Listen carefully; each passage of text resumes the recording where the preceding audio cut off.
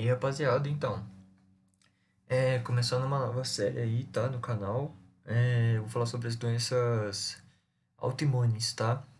São bastante doenças e são doenças que vão pegar algumas matérias, por exemplo, nefrologia, é, hepatologia mesmo. Já fiz vídeo sobre hepatites autoimunes, eu vou voltar a fazer. Porém, eu vou fazer uma série só para doenças autoimunes que eu acho importante, tá? E as principais, tá? E eu vou começar falando de uma doença que ela não é tão comum, só que ela pode acontecer, né? Ela é uma doença autoimune, que é a miastênia gravis, tá? Então vamos lá. Bom, o que que vai ser a miastênia gravis então? A miastênia gravis, que nem eu falei, ela é uma doença autoimune, tá? E ela é uma doença autoimune que vai afetar a parte neurológica e muscular do paciente. Por quê? Eu vou explicar a fisiopatologia depois, mas o que eu quero dizer é o seguinte, que o próprio nome já indica o que faz a doença, o que acontece. Bom, astênia a gente sabe que é cansaço ou debilidade, tá? Por exemplo, um paciente está com astênia, ele está cansado, está com fraqueza, tá? E quando a gente fala de mio na medicina, a gente fala de músculo. Então, miastênia vai significar aquele músculo cansado, aquele músculo debilitado, tá? E graves quer dizer que é grave, a doença, tá? Bom, então ela vai ser uma doença que ela vai afetar tanto a parte nervosa periférica, que vai ser a junção neuromuscular, quanto a parte autoimune, tá? E ela é associada a mulheres jovens e os homens velhos, tá? Bom, quais são as doenças que estão associadas à miastênia graves, então? Bom, a principal doença que está relacionada com a miastênia graves, na verdade, vai ser uma alteração no timo, tá? Que vai acontecer uma hiperatividade no timo. É, Então, vai ser basicamente isso. Vai ser um timo que ele vai ficar mais danificado e a gente vai ter que fazer timectomia em alguns casos. Eu vou falar nessa parte de tratamento. No entanto, a gente tem algumas doenças associadas à miastênia graves que também pode estar relacionados. Por exemplo, o hipertiroidismo, tá? Que eu vou falar aqui no canal também. Tiroide.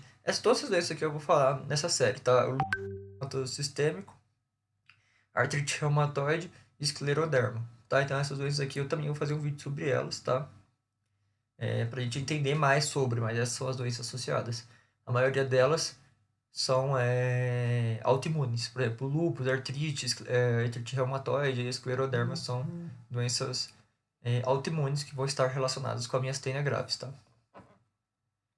Bom, então qual que vai ser a fisiopatologia da miastênia gravis? Bom, essa é a parte mais importante do vídeo, tá? Por quê? Porque eu vou explicar como que acontece essa doença. Bom, a gente sabe que para a gente ter uma contração de um músculo, a gente vai ter que ter estímulo nervoso, né? E esse estímulo nervoso vai chegar até a junção neuromuscular. Na junção neuromuscular, a, como pode dizer,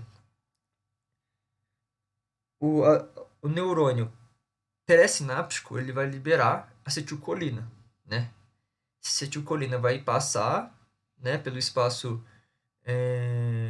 sináptico e vai chegar até os receptores de acetilcolina que ficam na parte dessa junção neuromuscular, essa parte posterior aí ao espaço ao espaço sináptico. Então essa é a função normal. A gente tem um estímulo, o estímulo elétrico passa pelos neurônios e vai de forma eferente, né?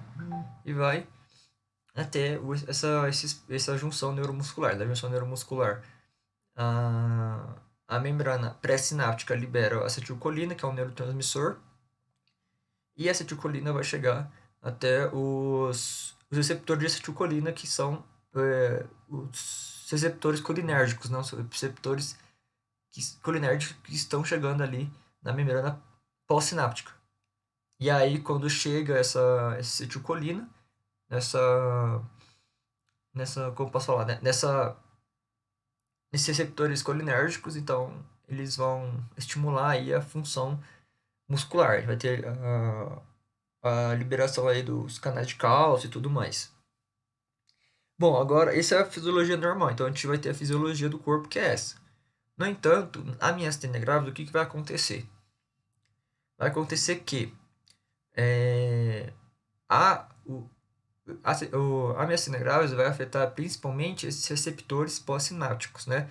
Esses receptores de acetilcolina, também chamado de ACHR, tá? Então, os receptores de acetilcolina, o ACHR, eles vão, eles vão ficar, eu posso falar, eles vão ser prejudicados nessa doença.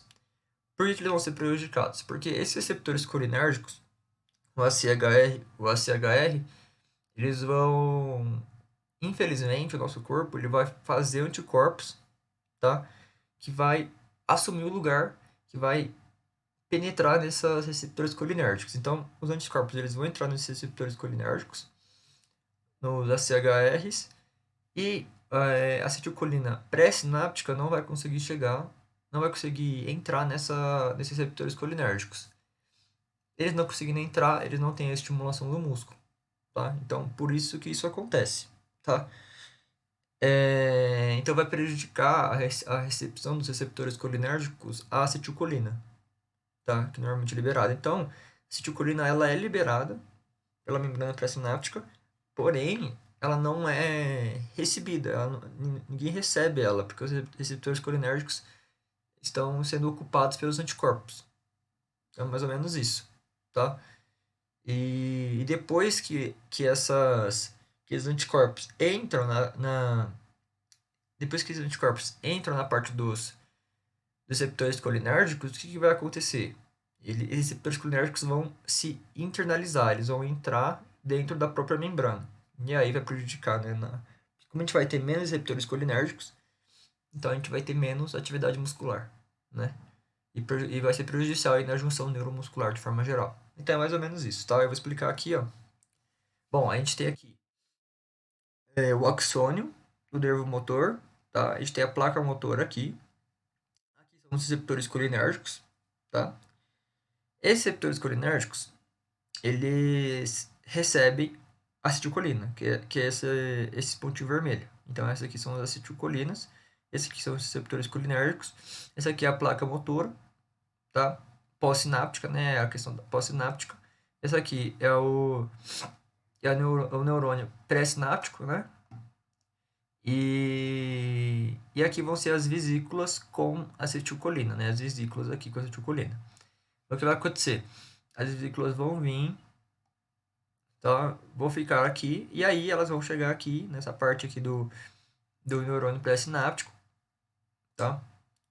E, e aí elas vão sair, né, desse neurônio, sendo liberadas aí no espaço, né? Espaço neural, espaço da junção neuromuscular. E aí elas vão entrar aqui nesse canal, nesses receptores aí de acetilcolina.